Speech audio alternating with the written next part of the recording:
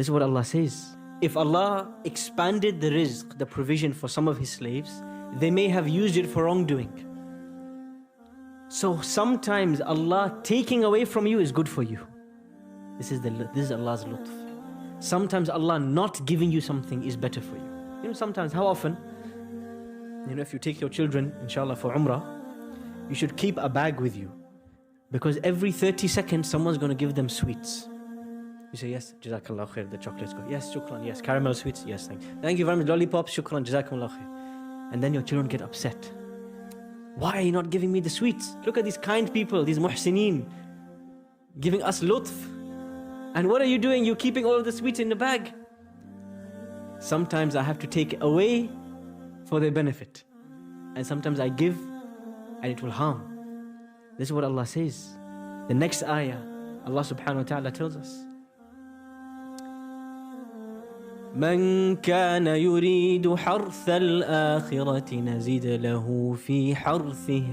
Whoever wants the provision of the afterlife, you're going to get maximum of that, what you are looking for. ومن كان يريد حرث الدنيا نؤته منها. But if you just want the stuff of this world, you'll get some of it. وما له في الآخرة من نصيب.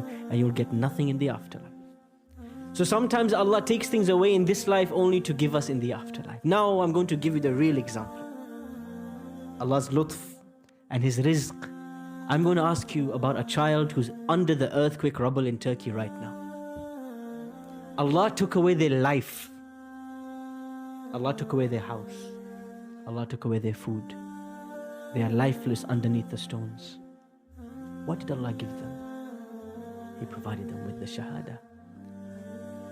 وَلَا تَحْسَبَنَّ الَّذِينَ قُتِلُوا فِي سَبِيلِ اللَّهِ أَمْوَاتٍ.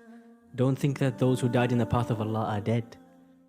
بَلْ أَحْيَاءٌ عِنْدَ رَبِّهِمْ يُرْزَقُونَ. They are alive with Allah and He's giving them rizq. فَرِحِينَ بِمَا آتَاهُمْ رَبُّهُمْ. They are happy, content with whatever Allah has given them. You suddenly start to look at this dead child in a very different way. You don't feel sympathy, you start to feel jealousy. You don't feel just sadness, you start to feel happiness. Because Allah didn't just take away from them their life and their house and their electricity. Allah is providing them with food that you cannot even imagine. The kind of food, even if you drove up and down Winslow Road all day, you wouldn't find this kind of rizq. It is the rizq that only comes from Allah. The contentment that only comes from Allah. They're in the company of Allah.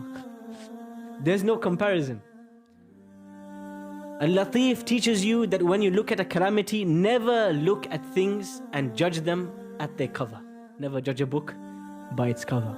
Because if the cover is destruction, and the cover is evil, and the cover is sadness, you don't know inside the book there might be a lot of mercy and a lot of happiness and a lot of contentment. Allah has His ways, but we don't always understand His ways. And that is why He is Al-Latif al-Khabir.